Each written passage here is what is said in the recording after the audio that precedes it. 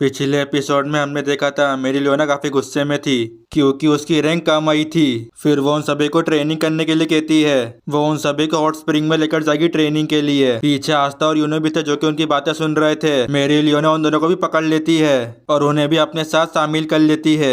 अगले सीन में हम देखते कैप्टन यामी काफी उछल रहा था। वो इसीलिए क्योंकि वो टॉप 2 में आया था।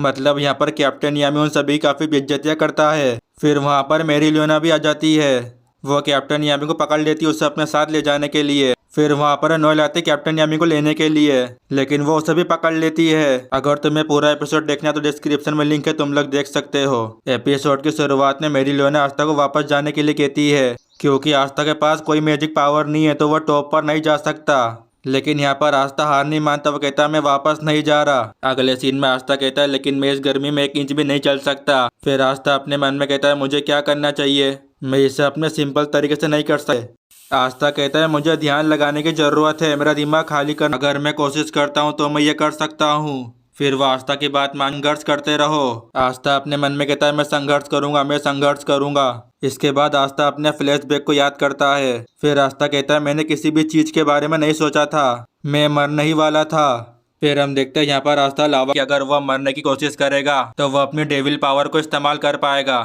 आस्था कहता है ये बिल्कुल भी डरावना नहीं होगा, लेकिन यहाँ पर आस्था की हालत काफी खराब हो रही थी। फिर हम देखते हैं आस्था को कैप्टन फिगोलियन का फ्लैशबैक याद आता है। उन्होंने कहा था कि हर समय शांत रहा करो। फिर आस्था कहता है इसका कोई फायदा नहीं है, मैं किसी बुरी चीज के बारे में सोच भी नहीं सकता, वो इसलिए क्योंकि मैं बेवकूफ हूँ। फिर आस्था बताता है कि उसे काफी जलन हो रही है क्योंकि उसके पास माना स्किन बैरियर नहीं है। वो खुद से कहता है काश मेरे पास भी जादू होता, मुझे इतनी जलन नहीं हुई है लंबे समय से हर किसी से। फिर हम देखते हैं यहाँ पर आस्था को मेरी लियोना की बात याद आती है। वो उससे कहती है जो इंसान खुद को नहीं जानता वो क्या ही हासिल करेगा। आस्था अपने मन में कहता है मैं खुद को नहीं जानता, मुझे अभी भी समझ में नहीं आया पूरी तरह से मेरी पावर के बारे में। सबसे पहले मेरे पास मेरी एंटी मैजिक स्वॉर्ड है, सिर्फ मैं ही हूँ जो कि उसका इस्तेमाल कर सकता हूँ क्योंकि मेरे पास कोई मैजिक पावर नहीं है, ये किसी भी मैजिक को काट सकती है। दूसरा मैंने अपनी बॉडी को ताकतवर बनाया है ताकि मैं इसका इस्तेमाल कर सकूं। फिर हम देखते हैं आस्था की तरफ एक पत्थर आता है, वो उसे अपनी एंटी स्वॉर्ड से ख़त्म कर देता है। इसके बाद आस्था को अपनी की के बारे में याद आता है और उसे की पढ़ना कैप्टन यामी ने उसे सिखाया था। अगर मैं की का इस्तेमाल करता हूँ तो मैं खुद का पता लगा सकता हूँ, फिर मैं उस पावर के बारे में भी जान सकता हूँ। इसके बाद हम देखते हैं आस्था ट्राई करता है। फिर हम देखते हैं वो एंटी मैजिक को अपनी बॉडी के अंदर ले रहा था। यहाँ पर आस्था काफ़ी ज़्यादा फोकस भी करता है। फिर हम देखते हैं आस्था अपने डेविल फॉर्म में आ जाता है। आस्था कहता है मैं महसूस कर सकता हूँ मेरी पावर ओवरफ्लो हो रही है। फिर आस्था अचानक से उड़ने लग जाता है। फिर आस्था कहता है मैं रुक नहीं सकता। अगले सीन में हमें एक मॉन्स्टर को दिखाया जाता है जिसका नाम है बोरुला। यहाँ पर नोएल की टीम थी जो कि उससे फाइट कर रही थी। उन सभी के हमले उसके ऊपर काम नहीं कर रहे थे। फिर वहाँ पर आस्था आता और वो उसके ऊपर हमला कर देता है।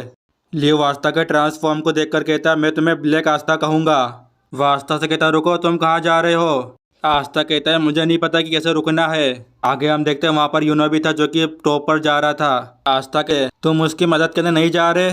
कैप्टन यामी कहते हैं इसकी कोई ज़रूरत नहीं है। यहाँ पर हम देखते हैं आस्था को जो कि मेरे लियोना की तरफ जा रहा था। इसके बाद वह आस्था को दीवार के अंदर घुस जाता है। फिर कैप्टन यामी कहते बच्चे तुम जिंदा हो ना। यहाँ पर हम देखते हैं आस्था की हालत खराब हो चुकी थी। इसके बाद हमें रात का सीन दिखाया जाता है जहाँ पर सब टॉप पर पहुँच गए थे। फिर हम देखते हैं आस्था को जो कि हॉट स्प्रिंग के बारे में सोच रहा था। फिर आस्था कहता है लेकिन हॉट स्प्रिंग कहाँ है। फिर हम देखते हैं अचानक से वहाँ पर पानी निकल कर आ जाता है। ये देखकर आस्था खुश हो जाता है। फिर वह सबसे कहते चलो अपने कपड़े उतारो। ये सुनने के बाद आस्था शौक हो जाता है।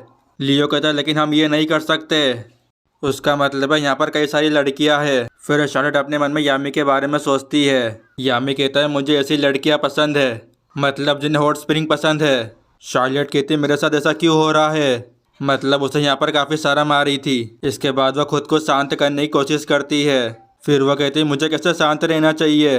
सोल कहती है मैं किसी भी आदमी को ऐसा करने की इजाज़त नहीं दूंगी। इसके बाद वह अपनी ग्रिमवॉर का इस्तेमाल करती है। फिर वह अपना स्पेल पढ़ती है अर्थ मैजिक मड वॉल पार्टीशन। फिर हम देखते हैं बीच में एक दीवार आ जाती है। ये देखकर आस्था काफ़ी खुश हो जाता है। आस्था के साथ में काफ़ी सारे नाइट भी खुश हो जाते हैं। तो फ्रेंड्स आज के लिए बस इतना ही। अगर तुम्हें इसका पार्ट 2 चाहिए तो मुझे बता देना।